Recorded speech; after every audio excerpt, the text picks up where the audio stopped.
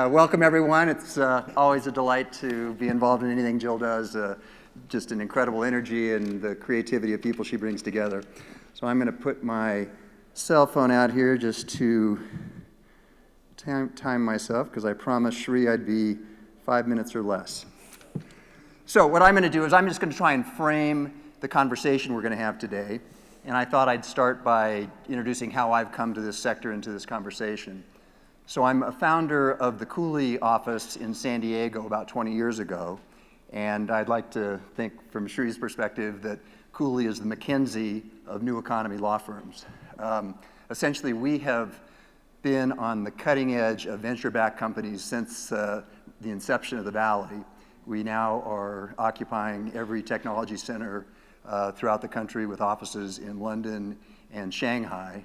And one factoid that I like to cite is every year since 2005, we have been the #1 firm to take venture-backed companies public, representing either the issuer or the underwriter. And as we're going to talk about today, the public offering is clearly a point along the continuum, but what it really represents is the fact that my time is done. What it really represents is that we have been involved with these companies since the very earliest days of the inception. So I have really looked at this as how does digital health, from a snapshot perspective, look as we're moving into 2016. So what we're going to do, here's our, okay.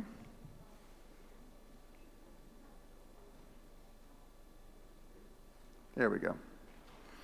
So this is a slide that really says it all in many ways, and I'm sure you've seen the Rock Health data many, many times.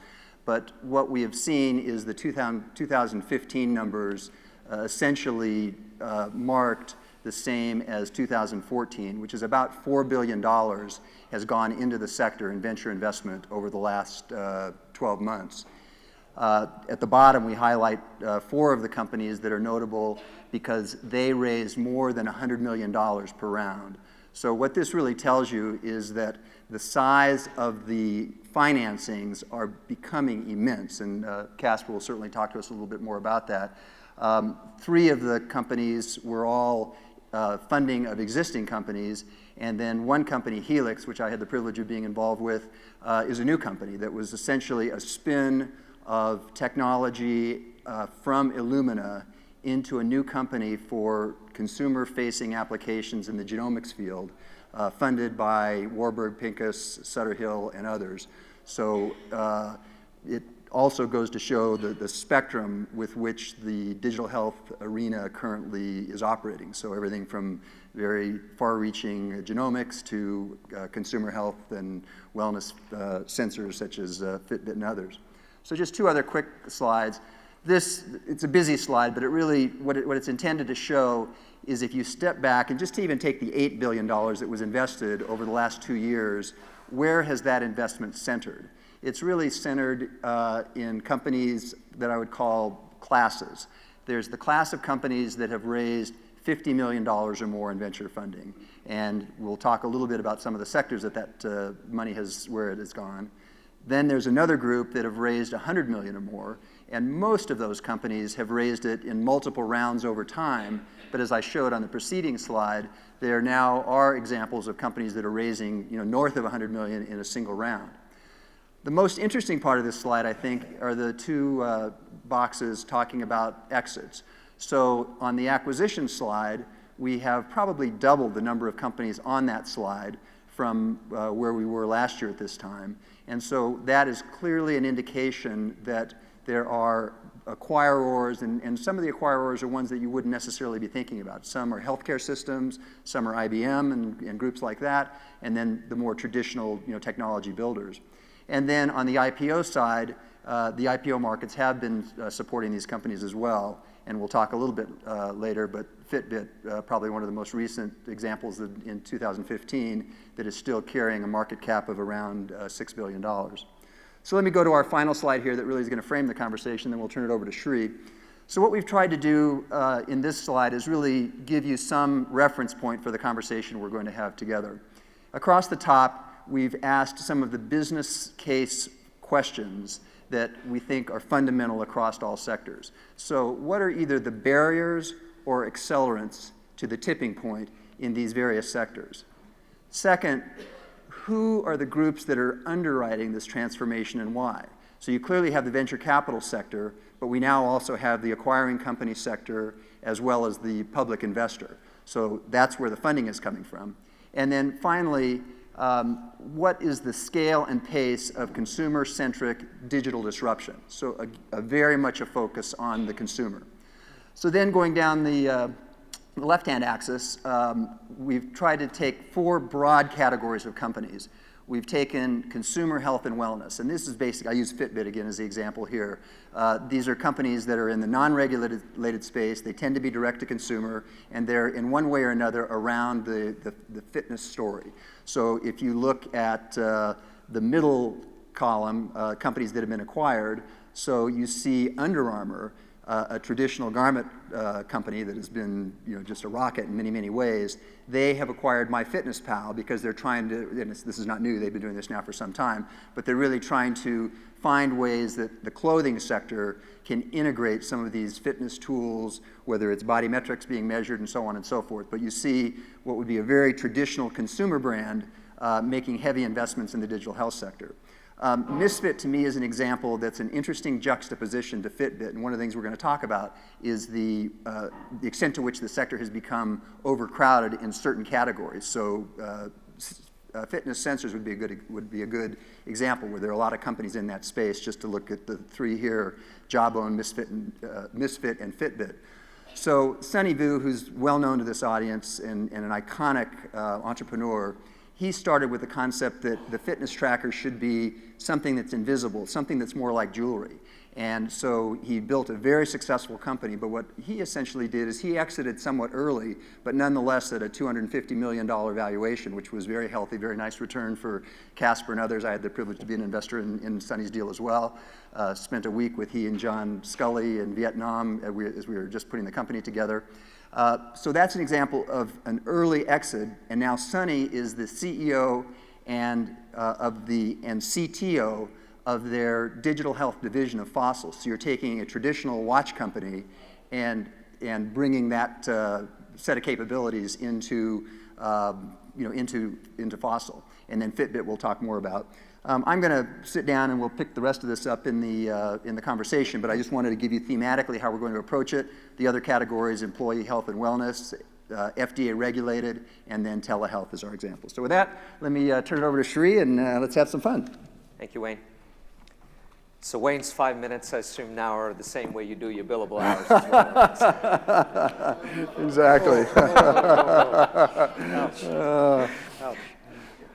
I like to say I went into the practice of law not liking lawyers, and for the most part I still don't, but it's very fun to be doing, building companies. So. I couldn't resist. That was too easy. Yep. Welcome, everybody. Looking forward to a really exciting conversation. We have smart money here on the stage, excluding myself here. And as Wain just noted, tremendously exciting time. There's been upwards of about $15 billion in invested capital over the last couple of years, $4.3 billion last year, $4.3 again this year, upwards of about 1,580 companies playing in this digital health space. So clearly tons of interest, tons of excitement. The first question that tends to come up immediately is there substance here? And there are companies, as you've noted here, in just about every one of these categories. Maybe a good place to start would be how crowded is the space and how do you see it shaking out? Maybe Casper, you'd love to take a crack at it. Yeah, so Casper DeClerque, I'm at Norwest Venture Partners. We're a $6 billion fund. We've invested in we've probably seen 2,000 digital health companies in the last 3 years. So it's a crowded space by any measure. We invested in Misfit, also in Basis, so two of the early wearable companies, kind of in the consumer space, and we're also big healthcare investors, so we have a large digital health practice. So I would say on the consumer wellness side, I'm a little bit skeptical about how big this is ultimately going to become. I see Fitbit as sort of the GoPro of the wearable fitness area, the wearable, we call wearable health, wearable wellness. And I would split that then. The other big phenomenon that's happening, not only we have sort of the mobility phenomenon and automating things. So instead of keeping a diary, that's effectively what Fitbit said was, instead of keeping a diary, I'm going to just keep a digital diary for you electronically with no effort, and I'll give you insight. That's the mobility movement. There's also the consumerization of healthcare, I would say, to the extent that we're a consumer electronics show, and here we are talking about healthcare, it's really important, and I think that's pervading, starting with consumers and the ACA, people kind of spending a little bit of money on wellness. I think typically consumers won't spend more than, I wouldn't bet on more than $50 to $100 a month maximum. And as we get into more expensive parts of healthcare, I increasingly see healthcare employers taking a role rather than insurance companies. Ultimately, still you have hospitals and the whole insurance environment, but employers are taking more of a role. So I think it'd be interesting to talk about that briefly. And on the consumer side, I guess I would say we have this. I really want to distinguish wellness from, I guess I would call health, sickness, and wellness only goes so far. So just a quick summary of what happened with Misfit. I view consumer companies as brand companies. So Fitbit has hit kind of escape velocity and has a brand that everybody recognizes. Misfit began to do that, was doing very well, and kind of morphed into more of a jewelry company, but it fits extremely well for Fossil. Fossil is a massive OEM and many brands of watches.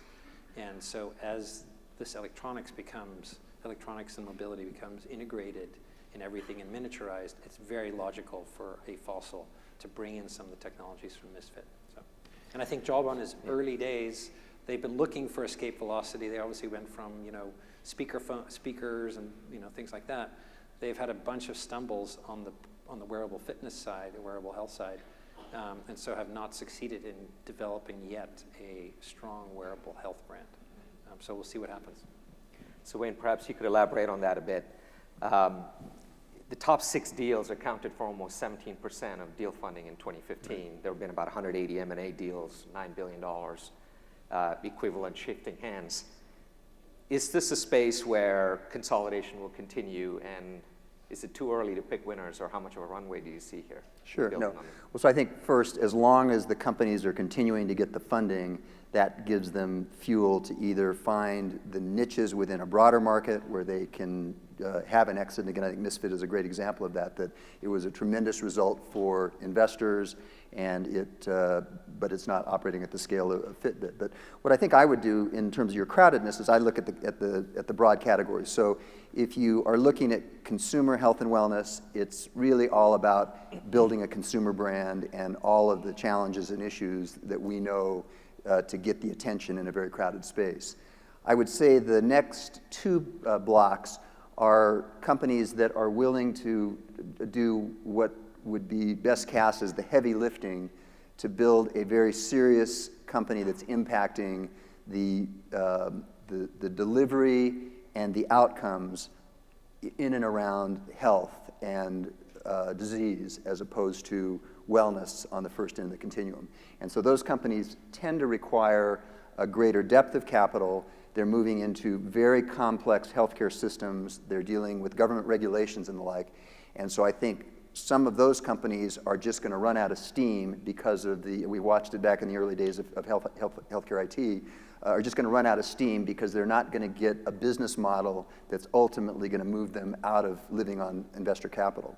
The last category, I think, is actually a very interesting one to talk about, and that's telehealth, because I do think that is an area where we can see very crowded space with a lot of entrants in that space, and it's a clear area where the utility is unquestioned, but where the real business models are going to play out, I think, is what's yet to be seen. And a lot of people, and actually Casper brought this up in a conversation. I'll let you make the point about the healthcare systems on telehealth. So it's very interesting because I think we again talk about the ACA and what's happening with exchanges, and the fact that with Obamacare, increasingly employers are trying to push the expense to the employees, right? They're saying, we'll give you a coupon for $10,000, you go shopping on an exchange, because we're not going to provide that anymore.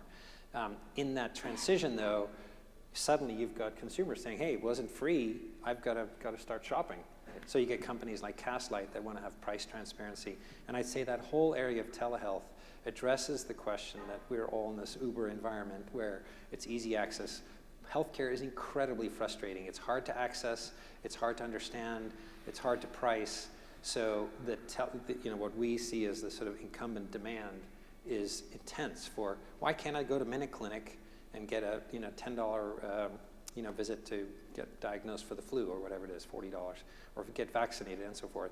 I think telehealth in the context of doctor on demand, teledoc and so forth, are really consumer oriented, with a consumer mentality. How do I address healthcare needs, typically being paid for by employers? But interestingly enough, Doctor on Demand was one of the bigger investors there is Dr. Phil. It's also a brand. It's a consumer brand. So my concern is that these companies are kind of the new, they're changing the model, but suddenly you've got very large healthcare providers that are saying, wow, we have to become more consumer friendly, more patient friendly. How do we get more patients to come to our hospital? Well, we better set up a call center. We better set up telehealth.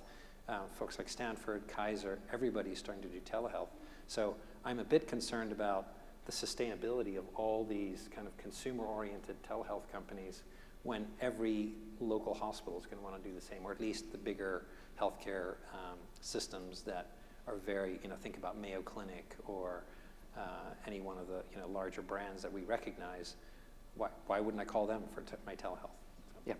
I think you both started to allude to the fact that there are a couple of probably winning business models in this space. And to oversimplify, there's let's call them the pull models, the consumer ones you were just describing. They're targeting specific dissatisfiers. They appeal to consumers. They understand it. No FDA approval required, and you can go. The adoption curve is very similar to retail brands. The push solutions, more intermediated, probably require some degree of clinical integration and workflow management, and you need employers and physicians to push it. I'd love for you to take opposite sides. Maybe you argue for why the pull business model is better to bet on now, and right now, understanding they're both going to be important down the road. Maybe when you could take the push model and why you think that's the right place to bet now. And Casper, why don't we take two example companies? I'm thinking iRhythm and AliveCor would be. Right. It's a great example. So, I think the characteristics of healthcare are that, the joke is always healthcare is 10 to 15 years behind every other industry because there's such endemic conflicts. There's so many stakeholders in healthcare. Who pays? You've got to convince, I always call it the 4 Ps. What does the patient want? What does the physician want? What does the provider want, the hospital? And what does the payer want? And if those 4 don't line up, there's something broken in that whole chain of decision making. So it takes a long time. So what does it take to convince a physician? They want to see clinical outcomes. They want to see that this makes a difference to their patients, and they want to get paid for their work. So they're not doing this for free either. Payers also will say, well, if it saves me money, great, but I'm not just going to add a benefit unless people are asking me for it, or if I think I'm really going to reduce healthcare costs. So in the particular case of iRhythm, very clever, very briefly, it's a small patch that you wear on your chest. If you have atrial fibrillation, so your heart acts like a bag of worms. It could be beating at about 300 beats a minute. But this tends to be a sporadic thing, so you don't always have AFib. It develops progressively. So the standard of care right now is a Holter monitor. You wear it for 24 hours. It's got cables and wires. People hate it, and they take it off after 24 hours. If you've got chronic atrial fibrillation, great, you're diagnosed. But if you've got intermittent, you've probably got a 20-30% chance of getting diagnosed. So what iRhythm did is built a patch. You wear it for 10 days. It records every heartbeat for 24/7. The patient then sends it into to the company. The company now has a data problem because they've got literally hundreds of thousands of heartbeats. They have an algorithm that looks at that. They pick out what do they think the suspect areas are, and then they have a cardiac technician make a diagnosis of atrial fibrillation or no atrial fibrillation. The diagnostic precision there is substantially increased. I probably have to be careful what I say, but I would say in the area of 70% or above. So instead of a patient coming back to hospital and ER many, many times, you've got you're once and done. The problem was convincing the payers that they should pay, call it $300-400 on average, as opposed to $99 for a Holter monitor. And that took literally 3 years of starting 4 years ago with clinical data, clinical studies, then going payer by payer to convince each chief medical officer, this is a better way to do it. You need to pay for this test a higher price because it will actually save you money, because what you will see if you don't do this is additional emergency room visits. But that's a complex sale, so I'm going on at length about that. It's hard to do, but I also think because it's regulated, it's very hard for other people to copy. It is also very hard for somebody else to come along, even with the same technology, and say, we're here to offer the same product. They still have to argue now with all the payers to get included and be contracted for, and they still have to go through all these hospital systems to convince them to use an alternative product. So I see that as a highly defensible business. It will have taken 100 million to get to this point. So that is obviously the big risk. And if you look at Dexcom, we looked at that together. I think they've raised 500 million to date. They've lost $500 million and are still losing money, or just becoming profitable. But I do think these are long tail businesses. So it takes 5 to 7 years to build something, but then you've got an annuity. You've got a very defensible business as opposed to a consumer product, which is like, next year's cell phone, this year's didn't matter, Right. So you've argued for the push side. Yes. In this case, the intermediated, medically relevant technology. No question that the value is much higher. Yeah. Some would say you're targeting about 33% of national health expenditures with Or those more. sets of solutions, which is a big number. Wain, perhaps the consumer side, why B2C? Why bet on that? Now, obviously, the adoption curve could be higher. And so we don't blow it with Jill, I'll give ourselves the 2-minute warning here. But so I think Casper really underscores, and I think Dr. Dave's in the audience. AliveCore is another great example of a company that has gone through an FDA-regulated process and has to challenges of reimbursement and all the things that Casper. So there's many companies that have built those more complex models. I think the great example of the pull model again are the sensors, the Fitbits and the like. And so once you get a consumer-facing visibility, then the market starts to suck, and you hear the sucking sound of we want it, we want it, we want it. And so the great example of Fitbit is not this Christmas, but last Christmas, both of my kids got Fitbits from their aunt and uncle just because they needed to find something to buy. It was in 38,000 stores across the country and a lot of visibility, and it was kind of a cool thing for an aunt and uncle to give to a couple of 15, 16-year-olds. So we see the pull model in that context. But then, as we talked about earlier, it's very difficult and very expensive to establish a consumer brand, and the consumer brands will be fickle. So the long haul, are you going to go long on some of these fatty type companies? And I think the real key there, Amazon's the best example that I like to use. We would have said that's going to be here today, gone tomorrow, or eclipsed by others, and it clearly has not. And I think that we're going to see the companies that build scale, that build visibility, build balance sheet, and then have all kinds of smart people figuring out how to deploy the next opportunity. Sure. We have 2 minutes, one last question. So clearly bets are being placed, and folks are doing well here. You'd be hard-pressed to find a number of companies here that have really blown the doors open in terms of revenue performance in the short term. They're modest at best, if we're being generous. Yep. What do you see as the biggest barriers keeping them from getting to tipping point? Is it patient privacy rights? Is it security concerns? Is it something else? Just maybe a final thought on what it takes to unlock the barn door here. Yeah, I think, look at Fitbit. It took a long time for Fitbit to really, it was kind of flat. And then suddenly in the last 2 years, it just took off. I think that's uncharacteristic in healthcare. I think it's a much slower, progressive build. And actually the advice I give to the healthcare companies is, look, you're going to have to get clinical data. You're going to have to do the hard work. So don't spend marketing dollars and do pilots everywhere, because that's probably not going to lead to anything. So that's my view, is you've got to be conservative, and it's it's a 7 to 10 year game. So focus on the value and gird up for the long term. And just, exactly. Yeah. I'd probably say a different side of the same thing, that when you're dealing with anything going into kind of our traditional healthcare system, it's a very complex sell. You've got to get the right points of entry. You've got to get people willing to pay for it. And I guess the examples are Cerner and Epic. It took them an awful long time to establish the positions that they've established, and getting that kind of traction is a guts ball, persistent game, understanding who your players are and where the opportunities are. Wonderful. Thank you so much, gentlemen. Thank you. Thank you, Joe. Thank you, everyone. Thanks, Wain, Casper, Sri. Appreciate it.